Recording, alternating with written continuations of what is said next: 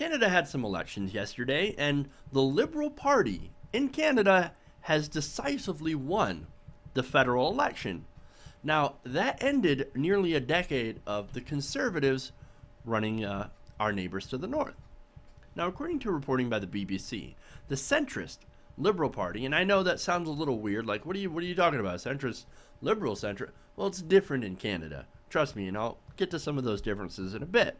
Now, the Liberal Party, led by Justin Trudeau, started the campaign in third place, but had a stunning turnaround and now command a majority. Now, Justin Trudeau is actually the son of late Prime Minister Pierre Trudeau.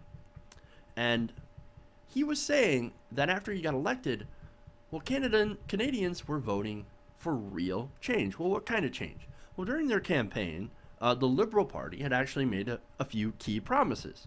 Now, what kind of promises? They promised to cut taxes for the middle class while raising them on rich people. They also said they wanted to do some infrastructure spending and actually allow themselves to run deficits. Oh my God, deficits, in order to fund infrastructure.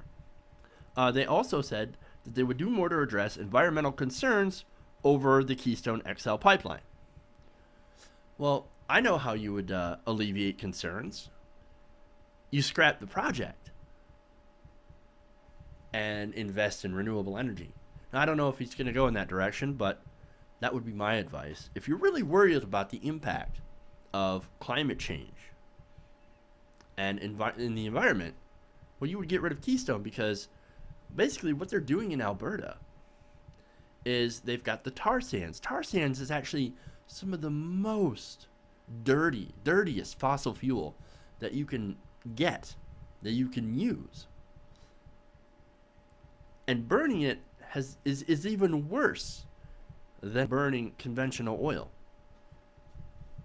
You want to do something about the environment, well, you would nix the Keystone pipeline. Anyway, more policy priorities. They would actually promise to take in more Syrian refugees and pull out of bombing raids against Islamic State while training Iraqi forces. So pulling back and being a little less militaristic. Another thing is they said that they wanted to legalize marijuana. Now, that would have some big policy implications, especially here in America, where we still have not legalized marijuana. That would make a big change. That would have an impact on America. If we see our neighbors in the north not imploding after legalizing pot, maybe that might make some of our politicians, or at least some of our people, to push politicians into legalizing marijuana here on a federal level. So here's the funny thing about this election, right?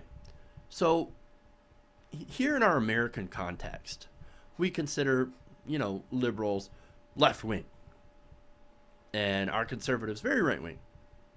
Well, it's because they are, and our politics is skewed very, very far to the right. In our context, Canadian centrists actually look a lot like Bernie Sanders. The oh my God, radical left-wing socialists. Their centrists sort of look a bit like that, at least on paper. For example, this candidate ran on raising taxes for the rich, running deficits to fix infrastructure, legalizing weed, and actually looking out for the environment. All that is considered radical leftism in America. And yet, these are the centrists in Canada that often, at least according to some people that I know that live in Canada, study Canadian politics, actually say that, well, they govern a little bit to the right. Well, even if they govern a little bit to the right of this, that's actually still pretty center, even center left in our context. As I said, our politics is so far skewed to the right that it makes their centrists look crazy liberal. Now, there's another difference in Canadian politics, is that they have more of a parliamentary system. And in a parliamentary system, if you win a majority of seats, you can push in whatever you want. And they allow, of course, for more than just one party, and you can form coalition governments. We don't do that as much in here. We've got more of the duopoly. Now, since the Liberals won a majority, they can push through whatever the fuck they want without any opposition. They have that majority. If they want to legalize pot tomorrow, they can do so. They can get things done. Now, our system was set up a little bit to be more of a deliberate body for decisions to take a lot more time. And I'm not saying one system is better than the other. I'm just kind of pointing this out.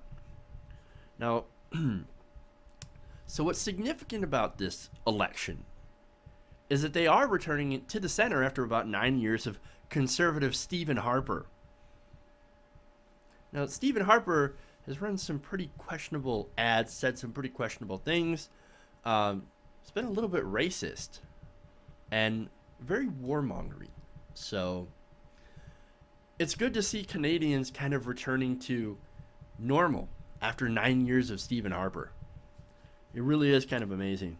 Now, even the more slightly left New Democratic Party, which is the NDP, they did not go well. Saying that, you know, most Canadians chose the center other than the far right or the supposed far left, the NDP. The NDP actually lost about 59 seats in Parliament.